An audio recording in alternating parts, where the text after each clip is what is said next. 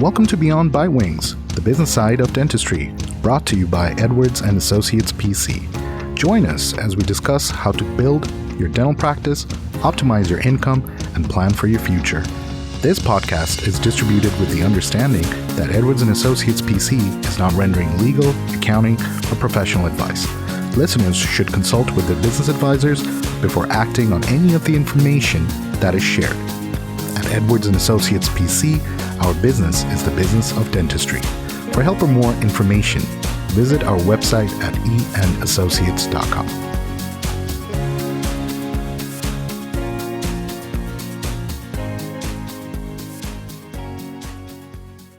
Hello and welcome to another episode of Beyond Bite Wings. My name is Ash, and in today's episode, we have a very special guest. She's a bankruptcy lawyer. Her name's Jen. She's with Lawyers Success Network, and she has years of experience in helping people with filing for bankruptcy and what kind of bankruptcy might best work in their situation. Now, I do understand oftentimes the word bankruptcy instigates fear amongst a lot of people or a sign of failure. However, it doesn't always have to be that way. And to talk further on this subject matter, we have Jen. So Jen, how are we doing today? Thanks, Ash. Yes, I'm doing great. And bankruptcy does strike fear in people. However, it is a very strategic tool, especially for business owners and individuals who are struggling with finances. That's right. Yeah. So for our listeners out there, can you briefly introduce yourself and your experience working with healthcare or dental professionals? Sure. So my name is Jen Lee. I am a bankruptcy nerd. I'm a bankruptcy attorney, and I owned a law firm in California for 15 years and all bankruptcy law. So I love to talk about bankruptcy and financial stress, which sounds really weird and why the bankruptcy nerd title is appropriate. But I did a lot of cases in bankruptcy court where a business owner needed to file bankruptcy in order to keep the business going. And so it can be a tool for that. So I'm a proponent of knowing rights and options. That was often my tagline, is know your rights and options. Because if you don't know them, then we go down paths that are much more uncomfortable than even bankruptcy. I understand. Now, when clients come to you for the first time, what are the most common financial situations they're facing? A lot of times we're looking at unsecured debt, which is credit cards or lines of credit. And with business owners, there's these merchant cash advances out there these days that are causing a lot of problems for small business owners. And what it is the lender gives you funding based on your future receivables. And so a lot of times those are daily withdrawals from your operating account or weekly or monthly withdrawals that are pretty high interest. And so a lot of times what I'm seeing is people stressed out with unsecured debt or equipment loans if they have equipment in their office, things like that. I see. Now, a lot of these loans require for the lendee to have a life insurance policy Yes. to secure the loan. What is that for? And does it help at all? So it doesn't really help as much for if the person's alive. So the life insurance policy is intended if the insured dies during the time a loan is owed back, then the lender will receive the proceeds from it. But the life insurance policy itself doesn't usually have cash value to it or anything like that. So it's usually a term policy. I see. Now, would you say bankruptcy among dentists are more common than people think? I think they're more common than people. Yes, I would say bankruptcy in general is more common than one thinks. A lot of times we put things out on social media that makes everything look rosy and sunshine. But really what's going on behind the scenes and it's hard. Running a business is hard. Also, dentists have the highest student loans in the country. And so that stress, that financial stress combined with just running a business these days can often drive someone into bankruptcy. So yes, I do see them more often than you would think, probably. See. Now, do you see any differences in risk between, let's say, a startup practice versus an established practice? I think it probably depends a little bit. The startup practice, Uh, the big risk there is that you often have to take on a lot of debt to get started. So mhm, if you are buying a building or equipment and you need the capital to get started for staff, there's a risk there to overextend yourself. On the existing practice side, I have seen dentists try to expand and buy other practices, and that mhm. involves taking on a lot of debt. And so I think anytime there is debt involved, they really have to evaluate how much debt is reasonable and I can accurately pay back. It's easy to say, oh, I got approved for this amount of a loan, but then actually going back and looking at the numbers is really important before signing the loan documents. Yeah. Yeah, I would think that. I remember there was a time when Bank of America used to have something called the Heartbeat program in their Mm-hmm. practice solutions department, where they would lend out money to a dentist just because they have a active dental license. Yep. Uh, Yes. and then they would say, well, here's, I think back then it was 575 or 650,000. They would just Yeah. give out and say, here you go have your startup practice. And a portion of that would typically be for working capital. Uh-huh. And it would be with the assumption that every so often they're going to ask for financials to see how the practice is doing, the Mm-hmm. startup. If not, Mm-hmm. they have the right to tell the dentist to also do an associateship somewhere else while Oh, he or interesting. she is trying to run the practice, just so there's enough cash flow within the Uh-huh. business to make their monthly obligation or payment. Yeah. I think that whole idea of cash flow and looking at it, it's probably something that doesn't come naturally to most doctors, lawyers, anything out there. We don't think of the business side as much. That's right. Yeah. And I don't blame them. It's because in their formal education, there aren't many dental schools that educate dental students on the business side of dentistry. Exactly. And Maybe two that's, schools, and they only offer one class in each oh, program. wow. Yeah. And that then tends to be risky then because you're getting into big dollar values and running a That's business right. is not easy. So, yeah. That's right. Yeah. And to piggyback off of what you said about how dentists have the highest amount of student loans, that's also another added stress right after Yep. graduation. So it's not just the dental practice or that debt assumption, it's also the other one that Yep. they already have. Yeah. The personal debt often causes a lot of stress on the dentist as well. And so a lot of times we're looking at both the personal and the business to figure out what the options are. Now, in your professional experience, do you see any difference in risk between solo practice owners versus, let's say, multiple practice owners? I think solo practice, I would say, probably is riskier just from my Okay. experience. It's slightly anecdotal, but from the multiple practice owner side of things, you're spreading the risk out a little more.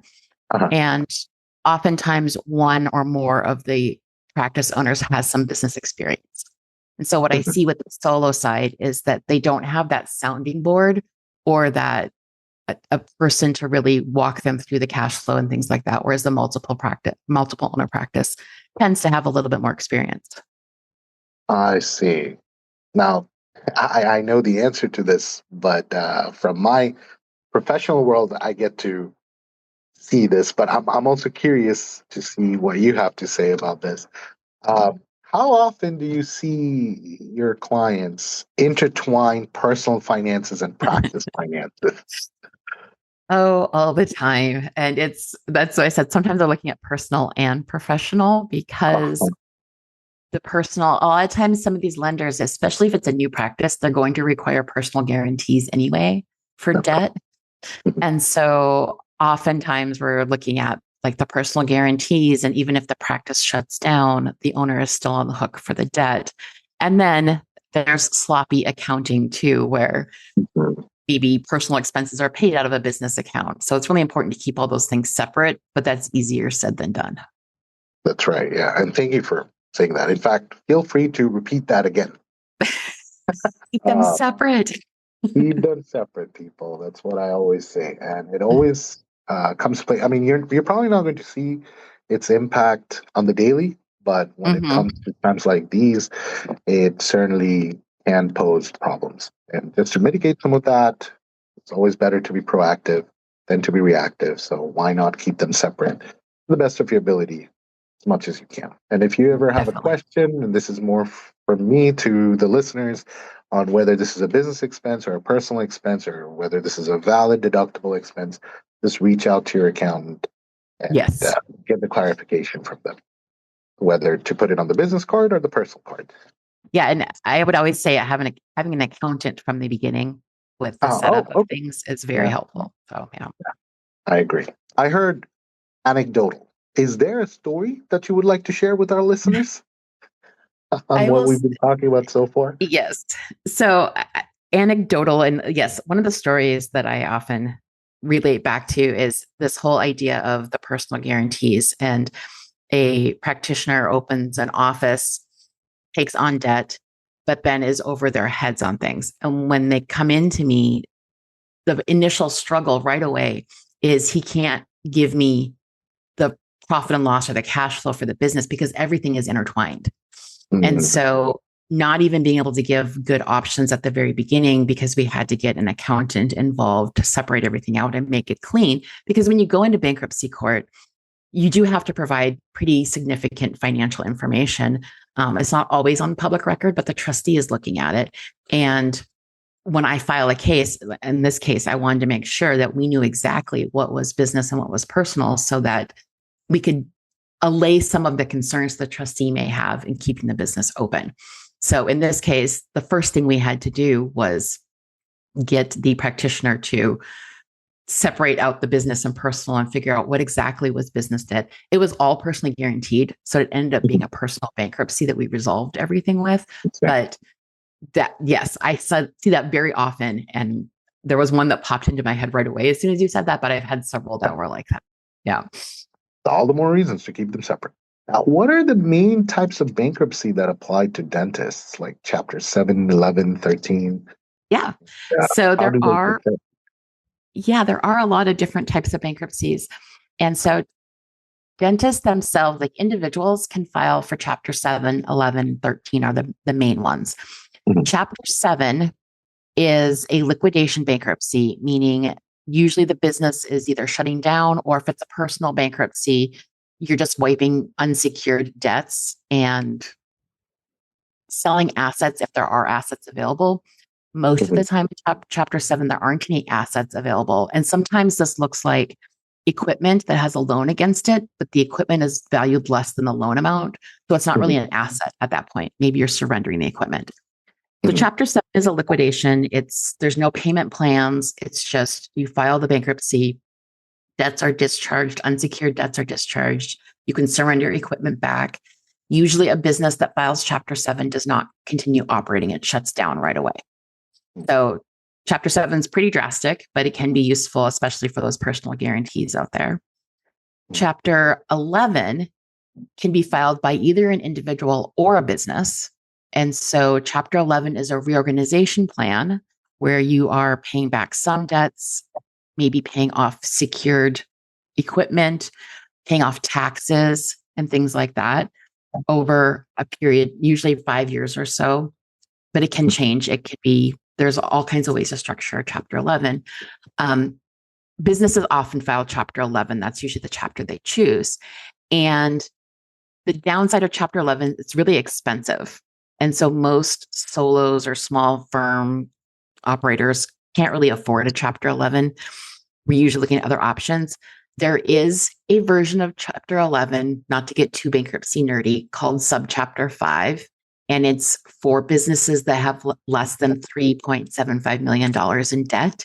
So it's a smaller version and it's a little cheaper, but still expensive.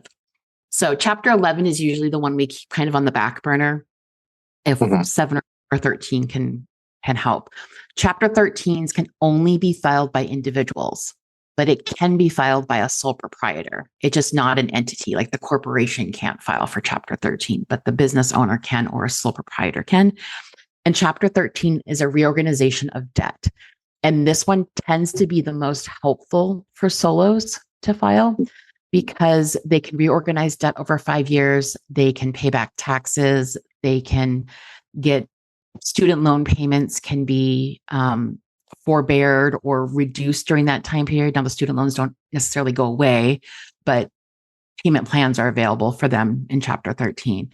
And so a lot of times we're using Chapter 13 to do like a whole scale reorganization of the solo finances, whether that's personal or business or both at the same time. So the student loans that you mentioned of, they still need to be categorized as a student loan, right? Not Yeah. some like a private loan, like a personal loan that was used to pay off the student loan. So that's interesting. So if you used a private loan to pay off the student loan, technically the category, it follows that student loan category. However, I will say that if the lender doesn't know that that's what you use the funds for, it's Mhm. technically discharged because, and I'm not saying this is a strategy to go out there and pay off debt with other loans, but if it's just an unsecured loan out there, it could potentially be discharged if the lender doesn't realize that you use that money to pay off a student loan. They would have to enforce it. So Okay. I have seen that happen with taxes and student loans where it got paid off and it was discharged. Yeah, because I've seen that too, where they pull out a loan with additional funds for working capital. Yep. They run the business. They never had to dip into that working capital. Typically, these practice loans, the interest rates are lower. Yep. So they'll just use those excess funds in the following year, whenever they feel they can, to pay off those student loans. So Yes. essentially, I mean, technically what just happened is that the student loan got consolidated with the practice loan. But again, on paper. And one of the concerns there too is student loans are considered personal debt. So then you're mixing your work. If your working capital line has any requirements that it has to be used for business expenses, that could cause problems too. See, that's a good point. Now, oftentimes, because the personal guarantor is still the owner themselves, they may just pull out the business loan under their personal name. Yep. Just to reduce the debt on the books for the practice. Yes. Does that cause an issue with the bankruptcy filing if one is considering it? Not really, because it will cause a problem if the business files, but not the owner, because you can't include the personal debt in the business filing if that's the route that they go with it. Usually, again, it's usually the owner filing and reorganizing, and so that would just be included as unsecured debt. It could be marked as business debt, but it would still be included. Yeah. Okay. Now, here's another question that I just thought of. So let's say a married couple where one of them is the dentist, owns the practice, and for whatever reason decides to file for bankruptcy. And because of the loan being structured that way, uh, the individual filed for bankruptcy themselves, right? Would it impact the spouse? So if the spouse signed on the loan, he or she would still be responsible for the debt. If just one spouse filed. Now I will caveat this with depending on the state. Some states are community property states. So even if one spouse signed, the other one is still technically on the hook for it. It would not affect if he or she didn't sign the loan, it was purely in the dentist spouse's name, then it wouldn't affect their credit or anything like that because it wouldn't show up on there. I see. Yeah. Okay. Yeah. Well, I'm talking to you from a community property state. Well, yeah, and I practice in California, which is a community property state. So yes, that's why I caveat that with the community property because it causes problems, but can also be a benefit because the spouse would get a discharge of the debt as related to the community assets. And so, but there's still some other issues with it being reported on credit and things like that if he or she signed. So. I see. Yeah. Now, when considering filing for bankruptcy, is there a benefit to applying for the practice or personally, or be in a scenario where they both may need to file it? Is there a pro and a con to one option or the other? A lot of times it depends on the situation. Like not an overall, like, here's the best thing. Most of the time when someone comes into my office and they're looking at a bankruptcy, the first thing I'm going to ask is, okay, is there an entity, like the business has a corporation set up? And then what debts does the business have? And what assets? And then personally, what debts are you carrying? Because a lot of times it ends up being either two bankruptcies if there's a corporation and an individual. And I won't do both bankruptcies. I will refer out one because the owner is often a creditor of the business because they put money into it. And so it becomes a conflict. And so if we're looking at that, I'm often evaluating whether we need two bankruptcies or we just need one. Most often it ends up just being the owner who needs the bankruptcy because they've taken on most of the debt in their name because most lenders won't lend to a new corporation. Right. Yeah. Now, here's another popular question we get asked. Can a dentist continue practicing during and after bankruptcy? Yes, but it depends on the type of bankruptcy. If it's a Chapter 7, then no, the business shuts down, generally speaking. But a Chapter 11 and 13 are designed to keep the business operating. So if they want to stay in business, then those are the two options we're looking at to stay in business and reorganize the debt. Let's see. Now, would it be possible for a dentist to open up a new PLLC and then do business from there? Possibly, yes, but you have to be really careful because if you take assets that are from the previous entity, the debt follows it. And creditors could go after the new entity saying that it was just like it's basically the same entity that he had before or she had before. So you have to do it very carefully. Now, if you did a Chapter 7 and shut down the business and then everything was liquidated or resolved, then you could start a new LLC. Yeah. Oh, okay. Good to know. Now, a lot of dentists also fear that bankruptcy might permanently damage their career. How true is that? It depends on what they're saying for career because most bankruptcy tends to improve people's lives, believe it or not, because of the financial stress that someone's under when they're considering bankruptcy. So the health of the person who's considering bankruptcy usually is deteriorating because of the stress. And so a lot of times when we're looking at like long-term credit scores tend to improve with bankruptcy because when you're extended or too far extended on debt, your credit score starts dropping. If you've missed any payments, if you are maxed out on credit lines, your credit score probably is in the 500s anyway. And so filing bankruptcy immediately improves your credit score by about 100 points. So if they're worried from a credit score standpoint, that usually can be overcome. Most credit scores after our bankruptcy filing are in the 700s after a year or so, if you rebuild correctly. If you're looking from an employer side where they're going to maybe run a credit check, most employers in California, they can't actually do credit if you're not handling money of the business or you're not in law enforcement. So if they were going in as a partner to a firm, that may cause an issue. It may need to be disclosed they had a bankruptcy. Most of the employers that I've worked with and talked to, they're not so much worried about the bankruptcy, but they're worried about the disclosure that you filed for bankruptcy. So I had one really big employer say, if they don't disclose it when we ask if they've had a bankruptcy or they lie, that's an integrity issue. But if they had disclosed it, it's not a problem at all. So they're checking to see if you're lying on the application, not whether you filed for bankruptcy or not.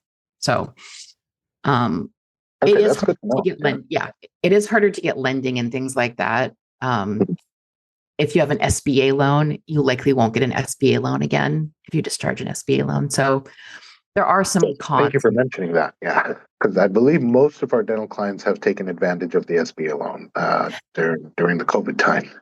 Yes. Well, and SBA, if they did the EIDL during COVID. Yeah, that's the one. Yep. So that one, depending on how much it was, may be personally guaranteed or it may not be personally guaranteed, depending on the amount that they took out.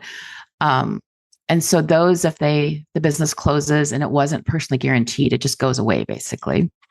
Okay. If it was personally guaranteed, then they have to figure out how to deal with it. But yeah, the EIDL loans are big in the bankruptcy world these days, trying to figure out The biggest red flag with them, just so that your audience is aware, is the use of the funds. Mhm. So saw a lot of people, not just dentists, but other professionals too, taking those loans, but then they didn't use them for the business necessarily. I Mhm. had I saw one case where they had bought property, which is against the rules for the EIDL. And so the problem wasn't that they took the loan, it was how they used the funds that caused them Mhm. problems with the government. And I'm again glad you brought this up because it's true. They had some specific stipulations on where those funds could be used. Yes. And a lot of people did not follow those specific Mhm. stipulations. That's right. That's right. Now one can possibly argue that we did use those funds Mhm. to pay for all the allowable expenses within the business, and that because my business collections or my revenue hasn't dropped, Yep. Yep. I had additional cash flow, and then I used that cash flow to buy the property. They could, yes. It's just getting into like all of the bank statements and all of the agreements that were made Mhm. is more cumbersome than a lot of people want to get into, especially when it's the Department of Justice on the other side asking the information. Good point. Good point. Yes. It gets to be a costly and expensive discussion. But yeah, that's right. Now, you did mention that obtaining future financing might be difficult.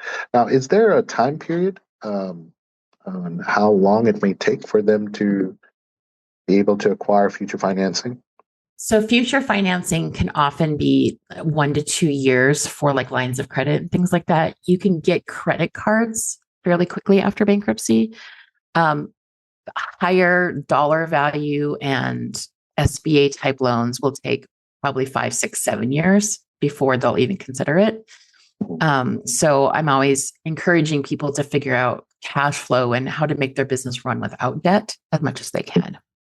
Mhm. Um, Plus, that's less stressful if you're running without debt anyway. But just something to be prepared for is that you may have higher interest rates on lines of credit and things like that. Or if you have equipment that you can secure it against, you'll have better financing for secured loans than you will unsecured loans.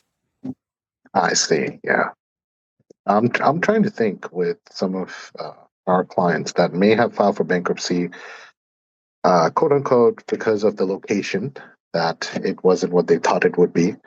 Mm-hmm. And they tried their best by maxing out credit cards, line of credits, advancement from the merchant, Yeah. uh, just to see if they can get it back to where they thought it would be. But then after several years, they decided, well, it's time to call it quits. Not because they don't want to do this anymore, just and they probably think it's the location. We're going to give it another try, but in a different place. Yeah. I mean, I can see trying a different place. I would think that there would probably need to be a lot of Mhm. introspection on, is it the location? Is it like business management, that kind of thing, That's to right. make sure that it's not the exact same kind of situation? Because I think location could be an issue, but there's also a lot of other things that can make a practice go downhill. That's right. That's right. Yeah. And that's the thing. Like, quite often, I think it's easy for us to point fingers at one or two things when, as you mentioned, introspection might be required, where maybe certain things that needs to be self-evaluated to see what could be worked on or done differently. Yep, exactly. So that's good to know. So in a scenario like this, you're saying it would take another 5 to 6 years if they were to give it another try. Hmm. Yeah, to take on more debt. That's the higher end, like business Mhm. lines of credit and things like that. Like we are looking at lower interest rates and business lines of credit. You can take there'll be debt available for credit cards Mhm. and things like that. Generally merchant cash advances, which I don't recommend for hardly anybody, but there are debts available. It's just Mhm. the interest rate you pay and then the type of loan may be more aggressive or lower credit than or lower in the Higher first interest, couple of lower years credit. than Right. later on. Yeah, yeah. I see. Now, are there any early warning signs that a dentist should not ignore? The yes, early warning signs are not being able to pay monthly expenses. And if you're just making minimum payments on debt, like if you have lines of credit or credit cards, if you're just being able to make minimum payments and that's maxing you out, that is probably one of the earlier warning signs. But looking at your monthly profit and loss and cash flow, which I know, again, I can start talking about those things and dentist eyes glaze over.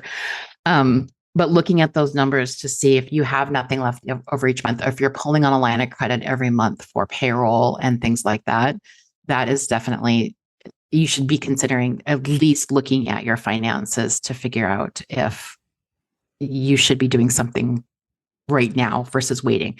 Most people wait too long for bankruptcy to talk to a bankruptcy lawyer. So the earlier you talk to a bankruptcy lawyer, the better you could probably avoid bankruptcy. Makes sense. Yeah. Now, before bankruptcy is even considered, what alternatives do you think dentists should explore? I often look at consolidation. Is there a way to consolidate loans, a way to consolidate debt? Paying off lines of credit and not using them. So we generally go through like 6 or 7 different, like budgeting. Can they budget their way out of it? What does the payoff term look like if they were to budget their way out? Is there a consolidation option that maybe they can consolidate some loans or lower interest rate type things? The problem with some of those options is once you are maxed out, it becomes a lot harder to get those consolidation type programs because your credit score is dropping. And they almost always are going to look at the credit score of the owner, because small businesses all go by the owner's credit score for the most part. So looking at that consolidation, and then if there is debt that's in collections, like getting those settled and getting those resolved are usually things that we'll look at before bankruptcy. I see. And what do you think about selling the practice itself? That's a possibility. The problem with selling is going to be getting enough money to cover the debt that the practice owes, because it's hard to, if someone's considering buying a practice, I'm assuming they're looking at the financials. And as long as the financials are complete, it may be a hard sell if the practice is floundering a bit. Yeah, that's right. Yeah. And I think it's also important to understand that before that's even considered, have your business be evaluated by a CPA firm. Understand exactly what it's worth or what could be received if you list it. And then again, when you're considering, okay, how much money am I going to make at the end of this, right? It's not just going to be the proceeds you're going to receive minus debt. You also have to think about the tax implication. I will say that most people think their business is worth a lot more than it is. So that's usually the shock part that comes in is, wait, my business isn't worth $1 million. It's only worth $300,000 and I have $500,000 of debt. So I actually would owe money if I were to sell this. So that's the shock that some people have. Yeah, that's true. Yes. So if it's the other way around where the valuation comes less than what you actually owe, then maybe not consider this route. Right. Exactly.